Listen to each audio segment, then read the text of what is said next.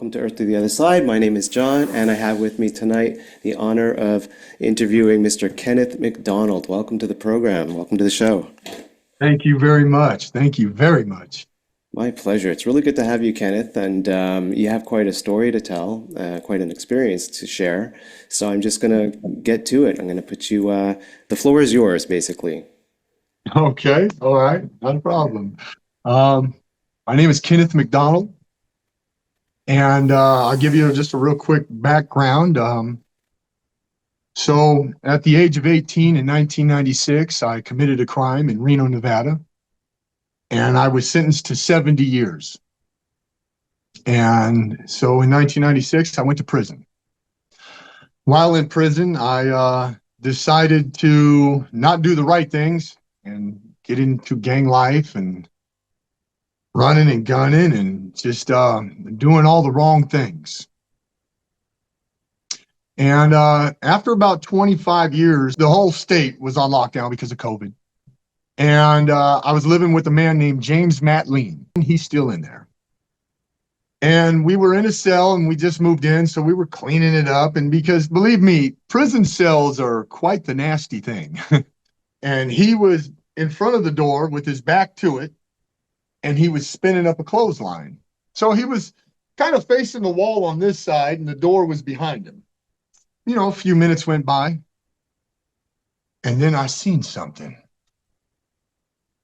I seen a man float right through the wall, and he had the most beautiful golden clothes on, like a suit, like pants and a type of jacket. Now, I couldn't say what kind of suit it is. I never really wore a suit. I spent my whole life in prison. And it was like golden light. It was the most brilliant golden light. And he had this glow like he shone. And in his left hand, he had what appeared to be a clipboard or a tablet. And in his right hand, he had a pen. And he was right behind my cellie, about 8 inches off the floor. He didn't have no wings. He didn't have no halo or none of that. And he was floating behind my cellmate, looking down at him, writing things down. And after what, maybe 20 seconds of him writing, he looked over at me. He wrote some things down and looked back down at him and continued to write. I just sat there. And the atmosphere in the cell was peaceful. It was peaceful. And that's not something you get a lot of in prison. And so after about 45 seconds or so, my cellie, he's spinning up the clothesline. He's looking at me, and I'm just staring. But I'm staring over his shoulder. And so he's like, "What are you looking at?" And he turned, and he's seen him too. And he jumped over towards the bed with his hands on his head. "No, no, no, no, no, no, no, please, no." And so as I was staring, and my cellmate was right here, and he's just looking at him. Oh! But the man in the golden suit, like it was no big deal. He just kept writing, looked at us, continued to write, and went right back through the wall. My cellmate says, "What was that? What was that?" And I said, "Don't say a word. Don't you say a word." I grabbed a piece of paper and a pen, and I went over so he couldn't see nothing. I wrote something down, and I folded the paper up. I said, "What'd you see?" He said, like a man in a yellow-orange suit, like writing on a clipboard. And I opened the paper up, and it said, "Man in golden suit writing on tablet." He said, "No, no, no, no, no, no, no, no." We just, talked about it for a good few months, just like, and I have to stop right there because you have to understand that I was a lifelong pagan. I was brought up in a pagan household. My mother is an Egyptian Wiccan. My sisters are Wiccans. I was practicing witchcraft Wicca and teaching the Wiccans and the Druids in prison. I led the sweat lodge. I led the circle. I did all that. I wrote the ceremonies, on and on and on. And I mean, I was very devout, traditional Celtic pagan. And I was a hater against Christians. And not so much I was like, kill them all or none of that. I just didn't mess with them, man. I was like, man, I'm not trying to hear your all drag. I'm not, because believe it or not, some inmates in prison perceive Christians as being weak. Because a lot of guys will come to prison and they'll go to church, they'll try and find Christ.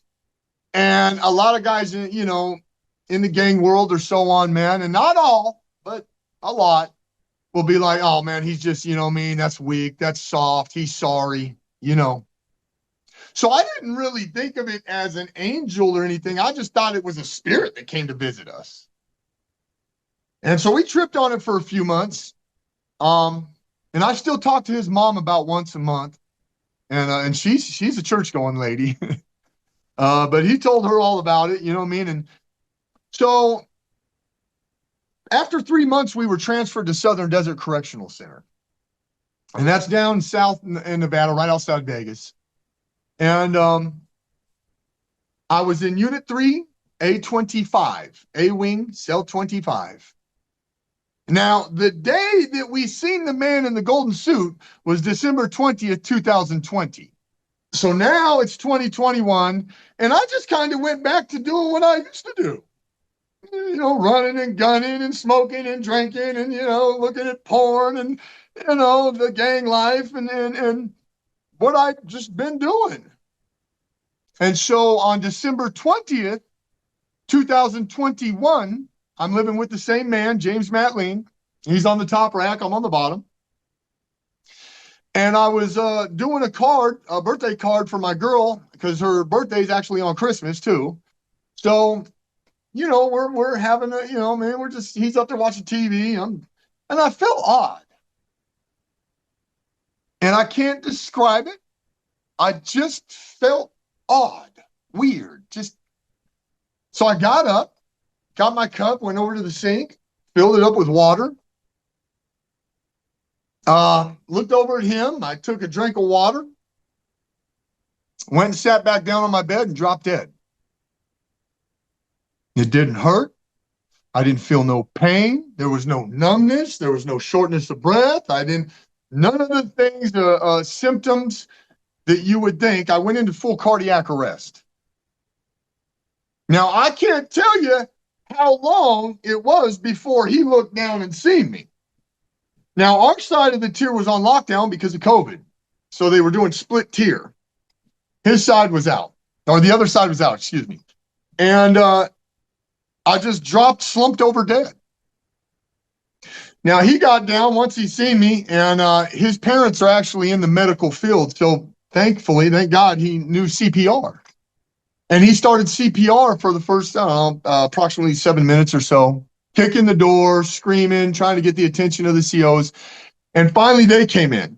So he went for almost 10 minutes, and then the gang investigator, he got on me, and he's going to town. And they were pressing so hard, they ended up breaking my chest.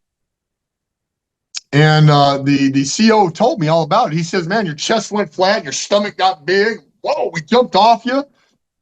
He says, and then your chest just went back up. We got you on the ambulance, and then they took over from there. And so for over 20 minutes, 20 plus minutes, I was flatlined. No heartbeat, no oxygen, I was just dead. And what I've seen over there, and I've read a lot of pagan books. And you have to understand, sir, I've never read the Bible at this time. I never went to church. I was anti-Christian. I never didn't watch none of that, didn't read none of that, didn't hang out with none of them, was like, I'm not hearing it, you know. I've read a lot of pagan books though.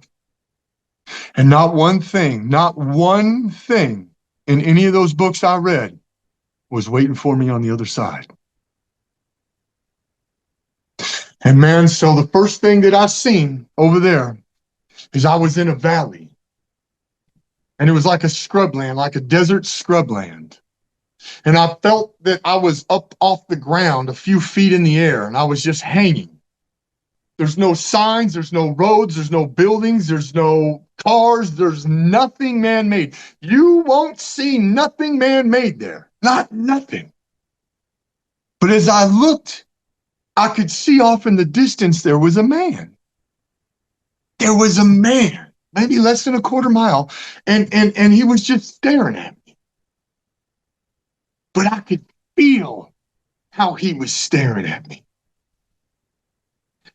It's the same way your dad used to look at you when you did something wrong. And I felt shame. I felt embarrassment, and I didn't want to look at him anymore. But I was like, I don't want to say that I had to, but I couldn't stop. I just kept looking at him. Maybe out of curiosity, I don't know. And then I started to notice little wisps of what appeared to be a dark gray smoke. And I used to wear glasses. I was nearsighted. So I thought my glasses were dirty. So I looked over them. I tried to look underneath them. Thought maybe the lens, And it was still there. And then it got more. And it got more. And then all of a sudden it just became darkness of all this dark, dark gray smoke. And then it started. And I began to relive every bad, horrible, mean thing I'd ever done to another person. And in 25 years of gang life, living on level 4 yards, I've done a lot of bad things. And I don't say that in any way to glorify it. I've done some bad things, and I've hurt some people. And I relived it through their eyes. I felt the pain that I brought onto them. I experienced it like I was through them. I felt the pain that it brought their family. I felt the pain that it brought them, their loved ones, from beginning to end. And it was like constant, nonstop. I mean, and no part was left out of the torment, the pain, and it was pure anguish. And I cried. I cried so much. I never knew that I'd caused so much pain.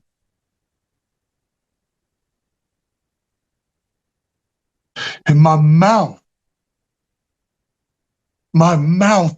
burned. It burned so bad, and it was like it was chapped and cracked. And I would try to keep it shut much as I could, but you can't. Because I retold every lie that I'd ever told while I was here. Every deceptive thing.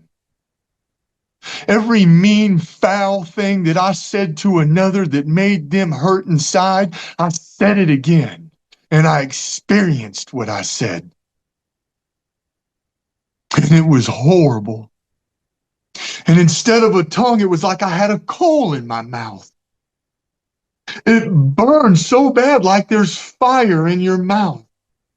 I also experienced all the hard things I said to others. With the lying and deception and just blatant disrespect. And I relived it all at once. And I could have filled a 50-gallon drum up 10 times over with the tears that fell out of my face.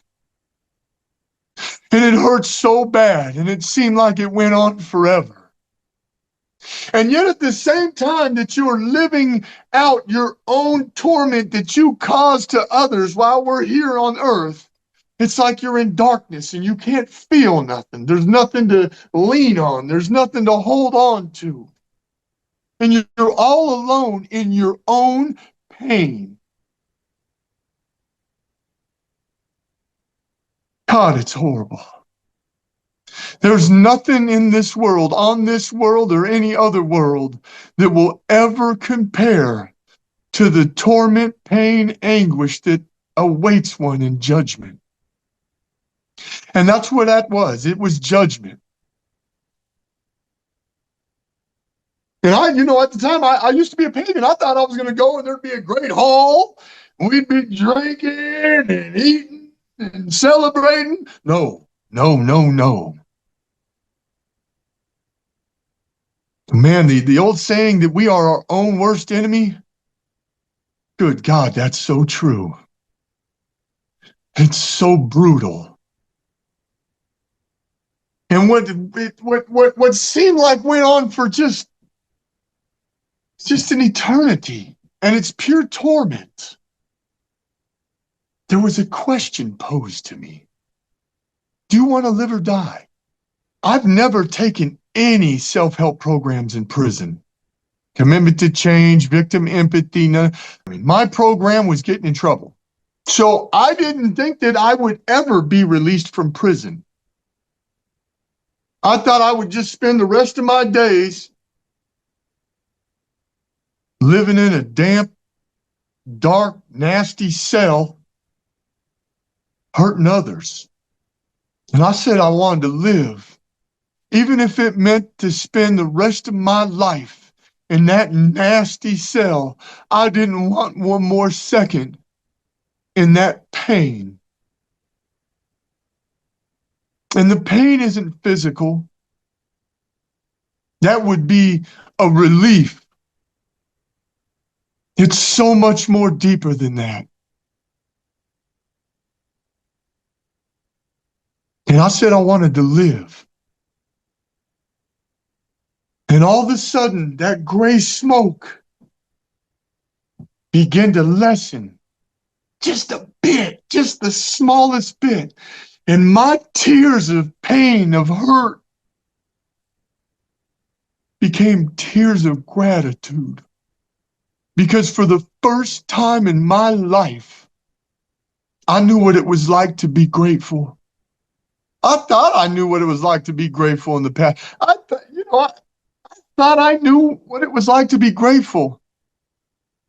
And I wasn't even close.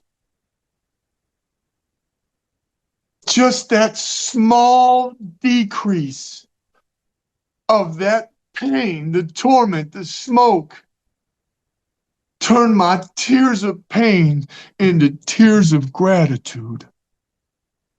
And eventually it stopped. And I could still see that man standing there.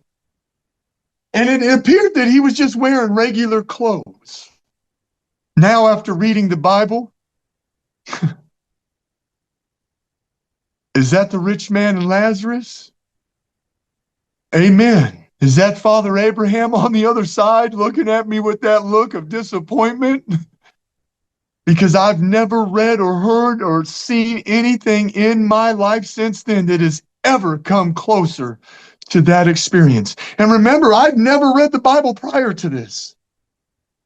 There's nothing to influence me into seeing any of this.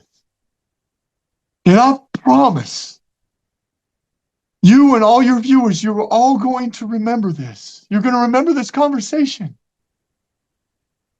And then everything changed. And they say at the twinkling of an eye, and so I'm going to try and describe to you what the twinkling of an eye is. I can tell you to travel from here to Mars at the speed of light. It might take you a few hours, give or take. So that's the fastest thing we know of. Now I want you to think of Saturn. You're already there.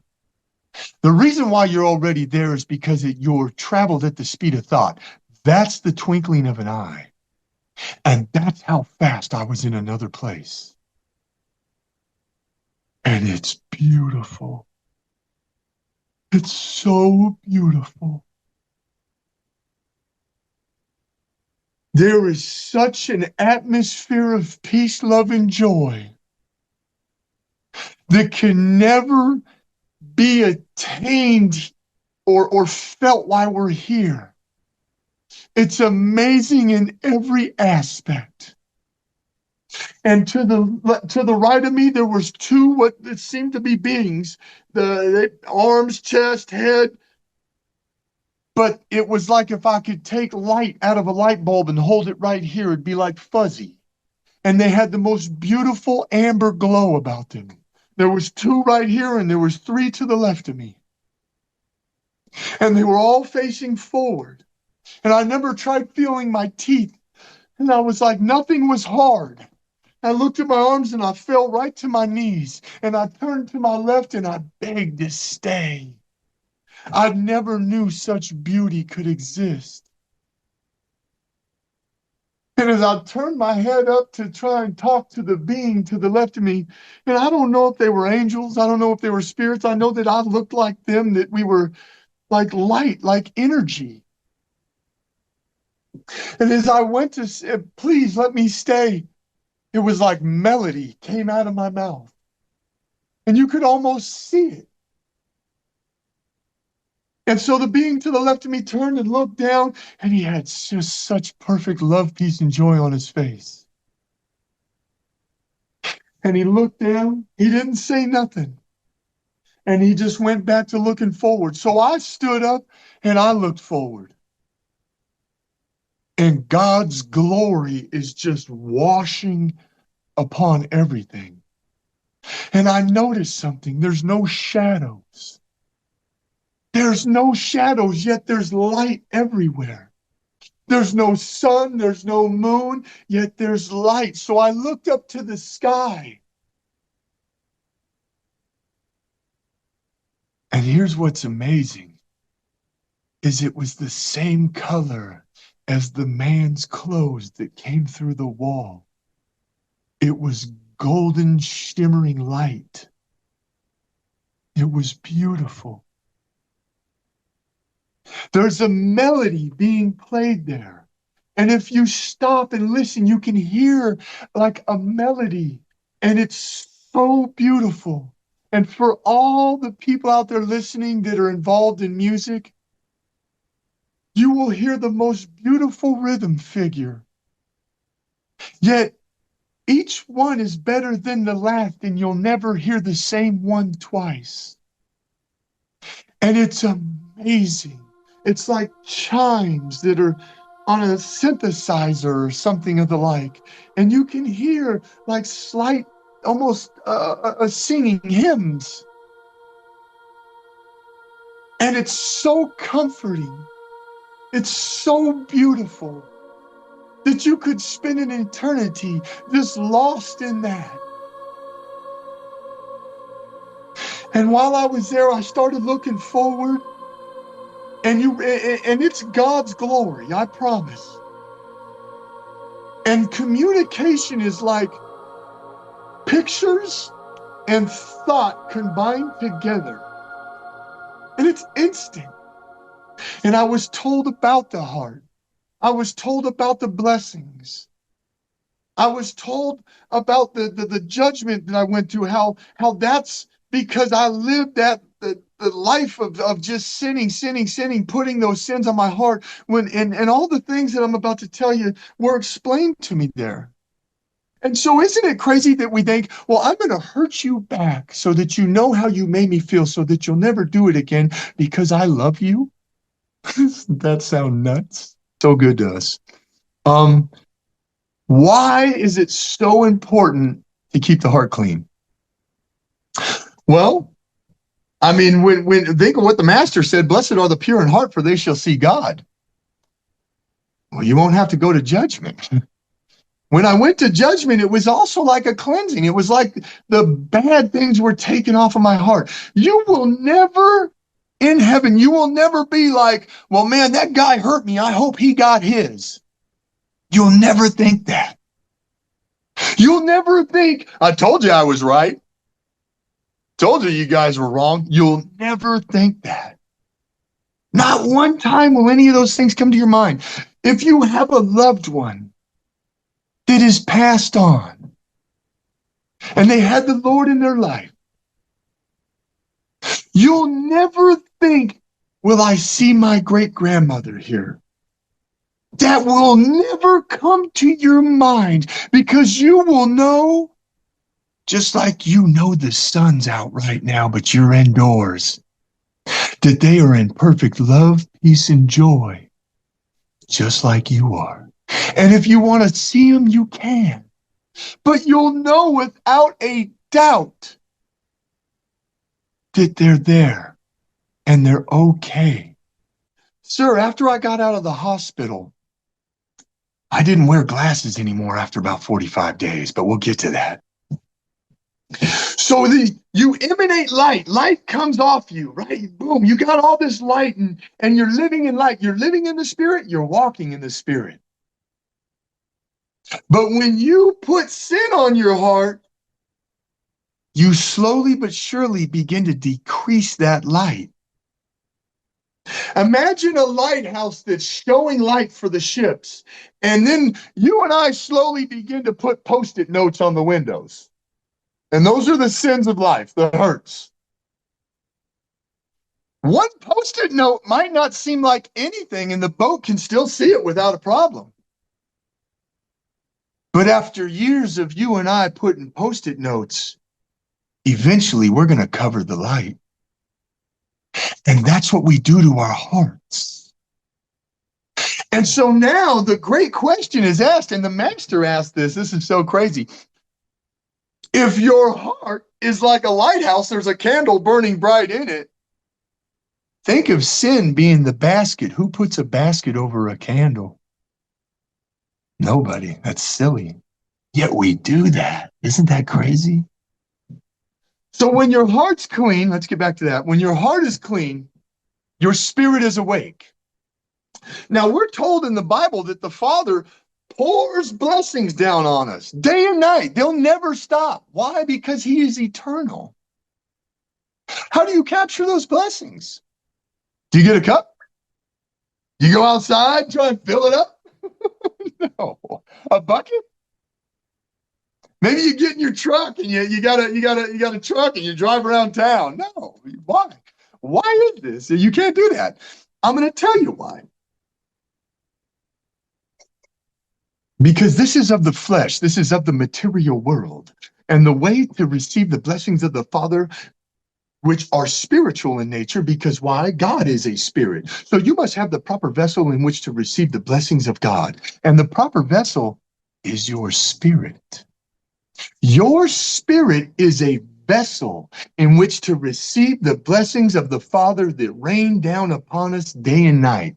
They'll never end. And so you will never say, oh, hold on, God. I'm all filled up. I don't need any more blessings. I can't take no more. That'll never happen. Because your spirit was made from him who is eternal. This means your spirit is eternal. That means it can hold an eternity of blessings. And as your spirit is being filled up with these blessings, don't you know it fills up the flesh too? Because he blesses us double wise. When you get blessed in the spirit, you are blessed in the flesh, because this world is a shadow of the spirit world. And a good way to think of it, and I tell this to other people, is that when you were a little boy and you used to ride the bus to school, okay? And let's say the school was 10 miles away. And there were times that you didn't get up on time. There was times that, you were not getting up. And man, you found yourself walking to school. Why? Because you missed the bus. And you probably got chased by some dogs, or you tripped over the sidewalk. You might have lost your school money. These are the stumbling blocks of life. Why did you miss the school bus? And what was the school bus? You missed the school bus because you were sleeping. The school bus was the blessing so that you didn't have to walk 10 miles to school. Such is the same with the spirit. When you are asleep in the spirit because you have filled your heart up with all the hurts of life, you don't get that blessing because your spirit's asleep. You've missed the school bus. When your spirit's awake, there's the bus. There's the blessing. You no longer have to worry about the stumbling blocks in life because you're not in darkness. You're shining like that lighthouse. And so when we live our lives this way, life gets good. Mr. Glasspool, I was a mean person. I was a very, I just wasn't a nice guy. Um, so all of a sudden, I woke up. And I actually woke up a few times going, ah, my chest hurts, my chest hurts. I didn't know why. And I would fall back out. So the first time I was actually able to remain conscious, there was two COs at the end of my bed, and I was chained to the bed. And I was like, oh my gosh. And they were looking at me. And I was like, man, my chest hurts. And they were like, I bet we broke it, player.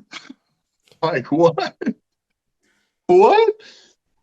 They're like, man, do you know what happened?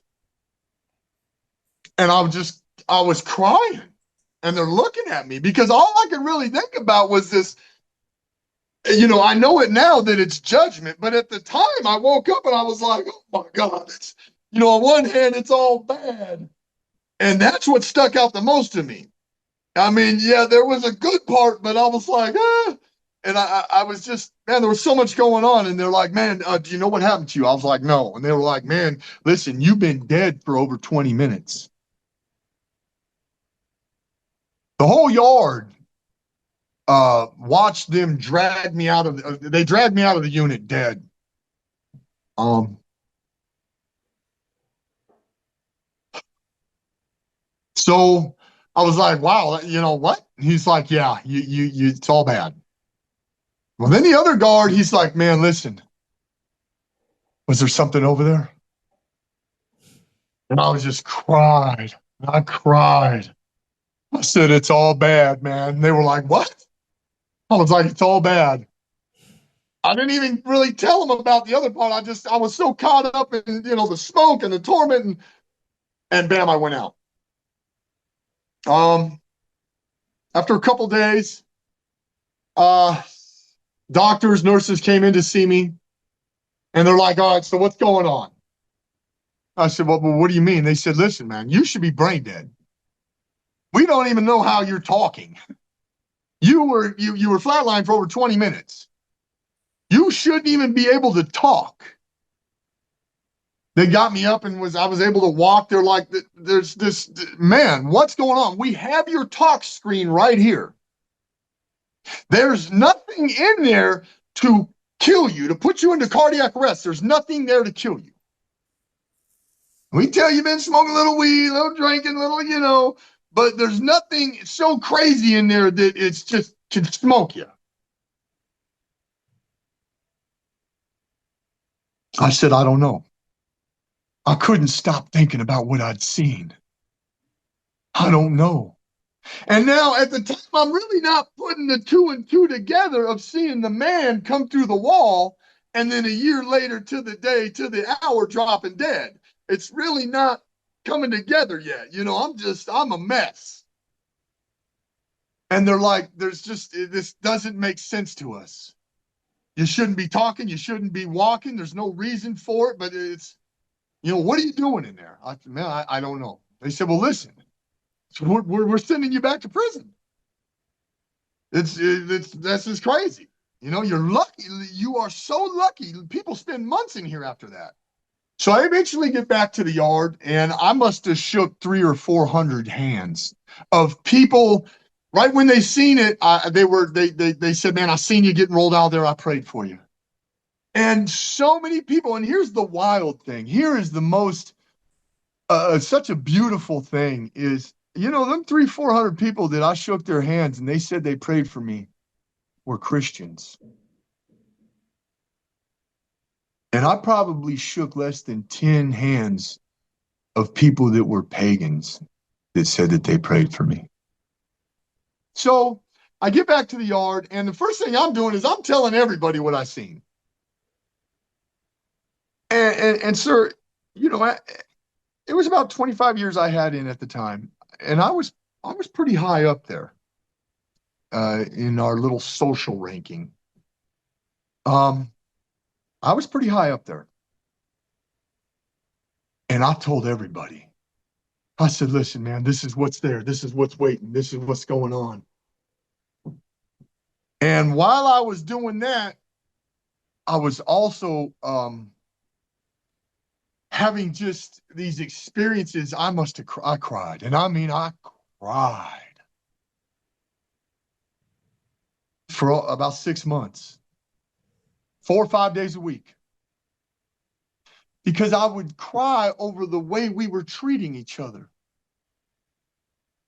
And it would hurt me so bad that I would go into my cell and put my head in my hands and just cry. And I wasn't crying over the dude that was being talked bad to or getting did wrong. I cried for the person that was doing it to him. Because inside I was like, man, don't you know where you're going? Don't you know that what you do here, you're going to have to experience that very pain that you put on him. You're going to go through that. And I would cry. I couldn't watch the news no more. Somebody would get shot on the news. And yeah, I'd feel bad for the victim, but I would cry for the shooter. I'd be like, oh my gosh, I know where they're going. And so now here I am, a tough guy in prison, and now the opposite, trying to tell all my people, hey man, look, don't treat each other like that. No, don't say that to him. No, don't do that. And yet at the 5 minutes later, I'm telling them, hey, listen, this is what's on the other side. This is what's going on. And so my reputation of being here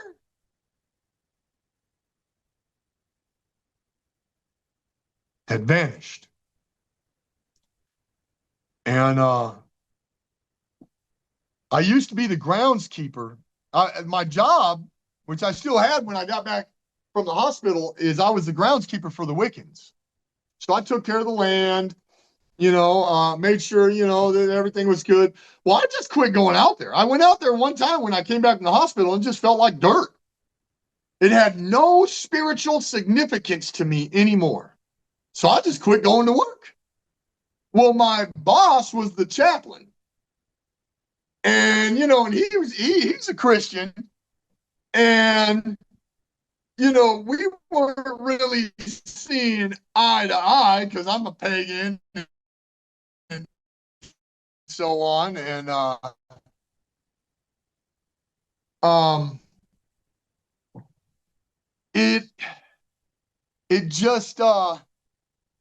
it was just everything was so different.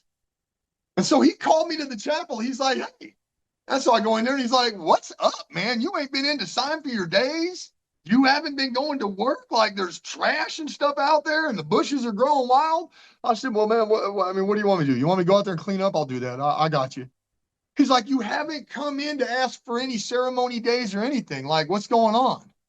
I said, yeah, I'm cool on that, man. And he's like, and I could see it on his face, man. I said, you want to know, huh? Because the whole yard's talking about what happened. And not only are they talking about what happened, but the other conversation they're having is he's lost his mind. And man, that's a hard thing to swallow. That's a hard pill to swallow. That people you've known for 25 years now doubt you. And so I said, you want to know, huh? And he says, yeah. Yeah, I'm all ears. And so I started telling him what I'm telling you. As far as just, judgment, heaven, this and that. I didn't tell him about the man in the golden suit, though, because I still was like, and he stopped me halfway and he says, look what you're doing, man. And he was writing it down. He says, look what you're doing. This is scripture. I said, hey, man, I'm not hearing none of that. I still hadn't read the Bible yet. So I have I'm like, listen, man, I'm not hearing any of that, player. And he's he's like, man, listen, can't you see? He says, let me ask you something. Are you listening to the same music? Are you watching the same TV, reading the same books, doing the things that you were doing before you went? And I'm thinking to myself, what, man? Hold up, man. Does this dude got somebody watching me? Because no, I wasn't doing any of the things. I wasn't watching the same TV. I used to listen to Slayer and death metal. I wasn't listening to none of that. I was nothing. I wasn't doing any of the things. And man, I wasn't gambling no more. Wasn't looking at porn. After 4 months, I quit cussing. Because to cuss was like, when you're a little boy and you chew on foil, it'd be like, oh, what is that? Yeah, that's how it feels to cuss now. So, I mean, um, it just, man, none of this. And so I'm thinking, how does he know this? So I'm like, no, man, I'm not doing any of those things. And now I'm very curious why he asked me that. He says, can't you see what's going on? He says, you got the Holy Spirit in you. I said, hey, man, I'm not, nah, dog. Bonk. I'm not hearing that because I'm still trying to hang on to my old life. I was a hater, a pagan, And he says, why do you say that? Why do you say no? And I said, man, because I can't ever see anything so clean and pure being in something like me. And he says, that's what I thought. He says, this book is full of people just like you. What? I thought the book was full of a bunch of goody two shoes. You know what I mean? I didn't know. No, He's like, man, there are killers, robbers, thieves. I mean, everything in here. I'm like, what? I have no idea. And I'm like, I never knew that. I thought it was just, I was so far off, base. And he's like, listen, man. Yeah. Can't you see what's and I said, no, I can't see. I don't know. And he's like, okay. And God bless that man. His name was Everidge. And he really helped me through some hard times because I found myself becoming more and more secluded in my cell because I didn't know what was going on. It's like if you try and pour water in your hand and just keep it cupped there and not let any leak out, it leaks out even faster. And that's what was happening to my old life. All the people who I thought were my friends were abandoning me. My status was gone. My power gone. I really didn't have any say anymore because I didn't feel the same. I didn't want to do any of the things that I used to do. And then, and at the same time, I'm in the cell crying 4 days a week. And and then, coupled with, I'm trying to tell everybody what's on the other side. And they're just like, he's absolutely lost his mind. It's over. It's a wrap for him. And I would say about 5-6 months into it or something, man, somebody gave me a book on the tier.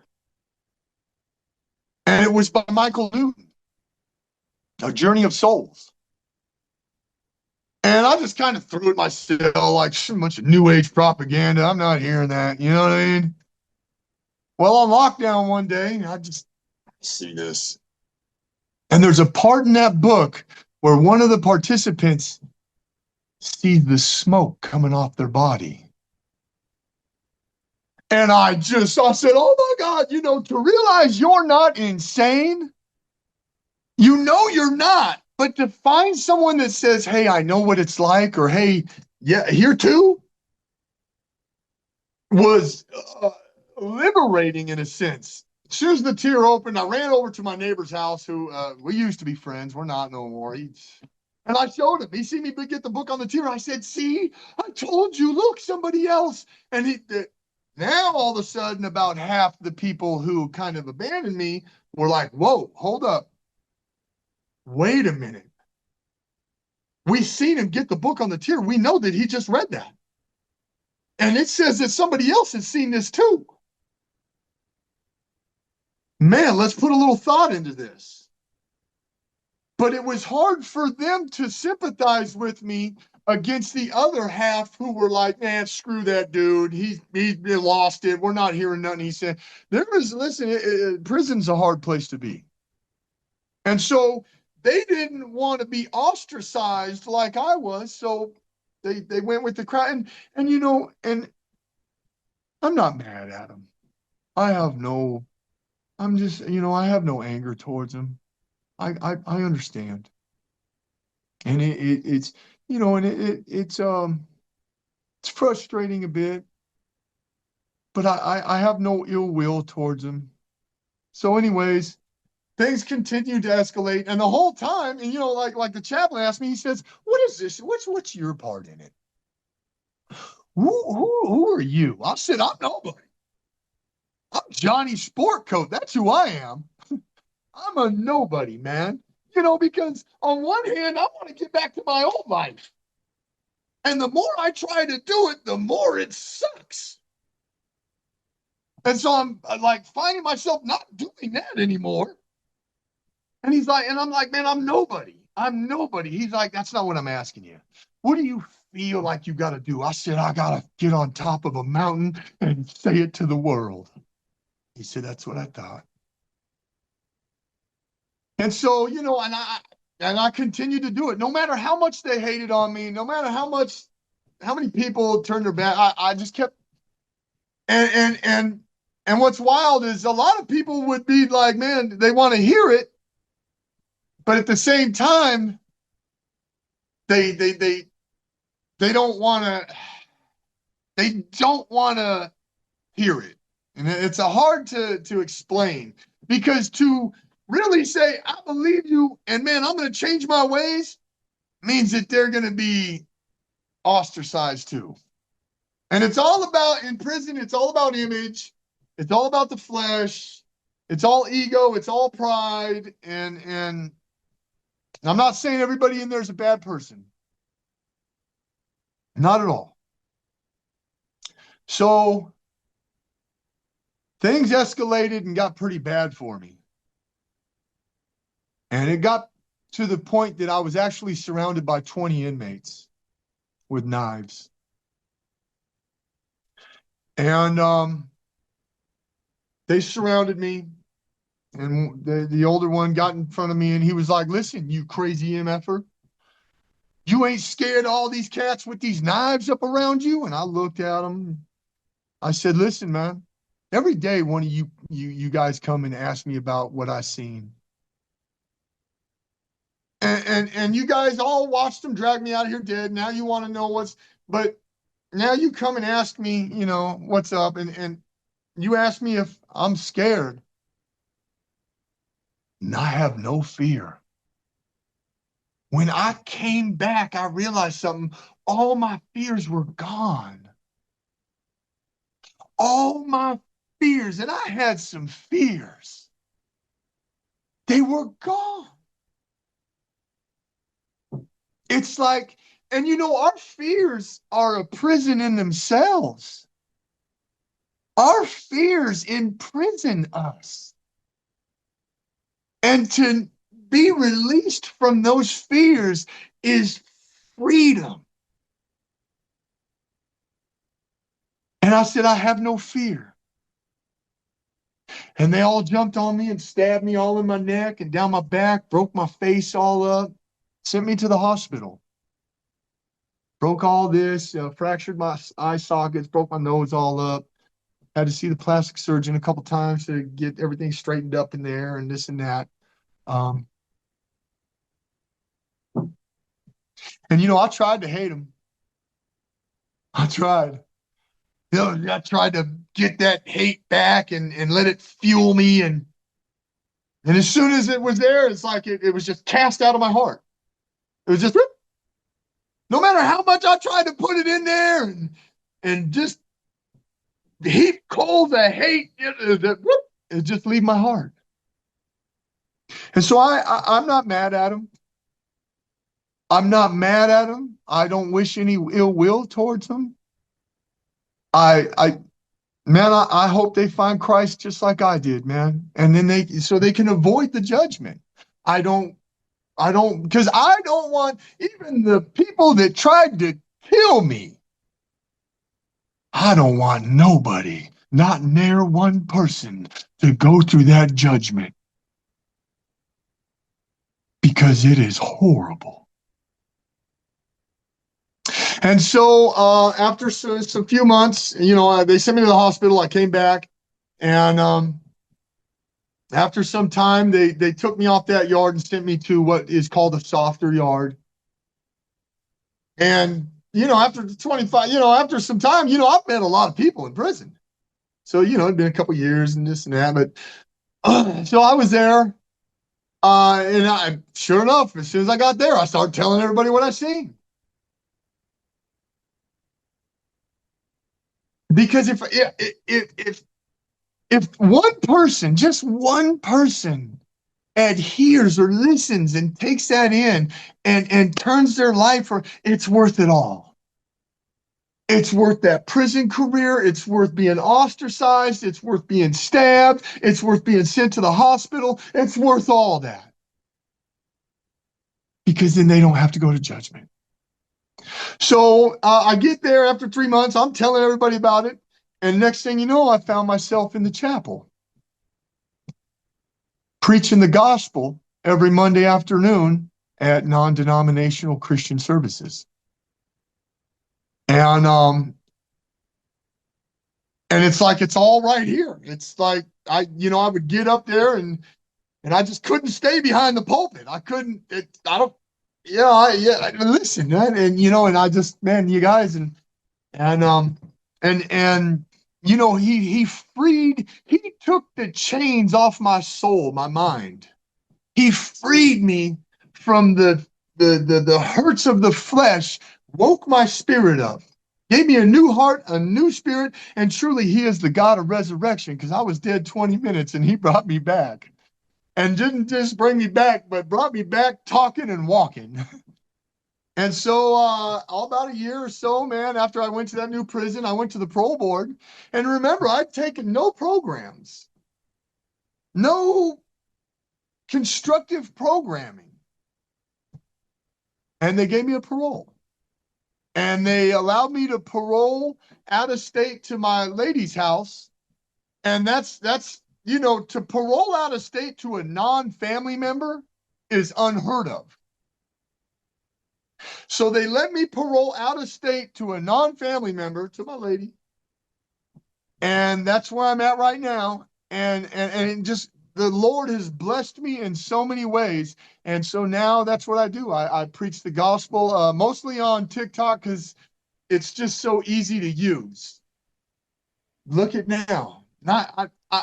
He freed me in the spirit, or in the soul, woke my spirit up, freed my soul. Is it any surprise that I'm now free in the flesh? Well, Kenneth, that's beautiful. Thank you Thank for you very sharing much. that. Thank you for sharing So that. You're a thank you. beautiful person. I'm so happy we met.